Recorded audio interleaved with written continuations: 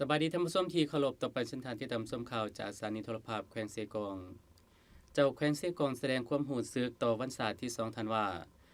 วันสถาปนาสาธารณรัฐประชาธิปไตยประชาชนลาวท่านเล็กไลศรีวิไลกรรมการศูนย์กลางภาคเลขาพรรคแขวงเจ้าแขวงเซกองกล่าวแสดงความรู้สึกต่อวันศาสตร์ที่2ธันวาว่า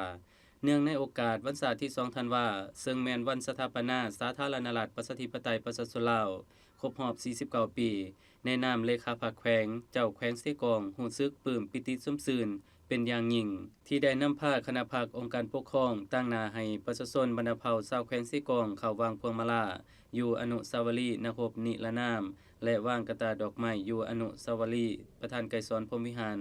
ผู้นำที่แสนเคารพรักเพื่อแสดงความรู้บุญคุณความภาคภูมิใจและดีใจเป็นการเสิร์ชสู่มูลเสือวิรชนคนอาจหารของพี่น้องประชาชนชาวแขวงเซกองเว้าร่วมก็แม่นศาสตร์ลาวซึ่งก่อนจะมีวันนี้ก็มีการต่อสู้อย่างละเอียดละเอียวยืดเยื้อยาวนานเป็นเวลาหลายร้อยปีการต่อสู้ก่อนบ่มีพรรคนำพาแม่นถูกปราศัยและพบความยุ่งยากนานาประการซึ่งภายหลังมีการสร้างต่างพรรคมีพรรคนำพาได้เฮ็ดให้การต่อสู้ของประชาชนบรรดาเผ่าอยู่ทุกเขตทุกแขวงในขอบเขตทั่วประเทศได้รับชัยชนะเป็นเก่าๆมามื้อนี้เป็นมื้อที่สำคัญหลายเป็นมื้อครบรอบ49ปีของการสร้างตั้งสปป.ลาวฉะนั้นข้าพเจ้า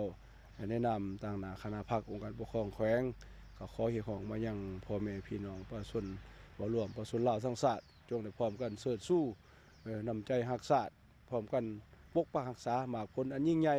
ที่พรรครัฐที่ประชาชนญาติมาได้ตลอดระยะ49ปีผ่านมาพร้อมกันพัฒนาประเทศชาติบ่ร่วมโดยเฉพาะชาวแขวงสีกองพวกเฮาได้รับการพัฒนาก้าวขึ้น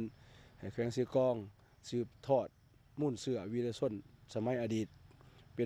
นผู้คนที่มีน้ำใจรักชาติน้ำใจเสียสละฉะนั้นระยะพัฒนาปกปักรักษาประเทศชาติบ่ร่วมโดยเฉพาะปัจจุบันก็ยิ่งให้พ่อแม่พี่น้องประชาชนสืบต่อสามัคคีกันเป็นปึกแผ่นภายใต้การนำพาของพรรคพร้อมกันซุ้มทุกสติปัญญาในการปกปักรักษาพัฒนาท้องถิ่นพวกเฮาให้ก้าวขึ้นพร้อมกันนำเอาเนื้อในจิตใจคำสีนำของประธานไกรสอนพรหมวิหารเข้าสู่ในชีวิตตัวจริงเป็นผู้ที่ขยันดุมันประหยัดพร้อมกันอันพิเศษเป็นปัสมใส่จะต่างปฏิบัติการสร้างเศรษฐกิจเอกราชเป็นเจ้าตัวเอง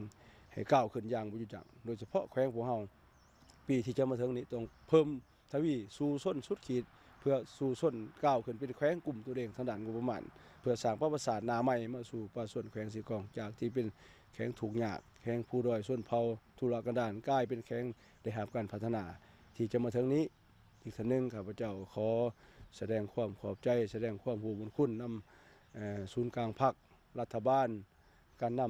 ำทุกท่านผ่านมานะครับการเอาใจใส่ในการไก่ชิดที่เทศครับการซีนำแขวงเสกองพวกข้าพเจ้าตลอดมาข้าพเจ้าต่างหน้าบรรดาสายการนำภาครัฐก็คือประชาชนแขวงเสกองขอให้คำมั่นสัญญาจะสืบต่อยึดมั่นตามแนวทางของพรรคอุดมการณ์ของพรรคพร้อมกันสามัคคีบุกบืนพาแขวงเสกองพัฒนาก้าวขึ้นมีความสงบมีความเป็นระเบียบเรียบร้อยได้รับการพัฒนาก้าวขึ้น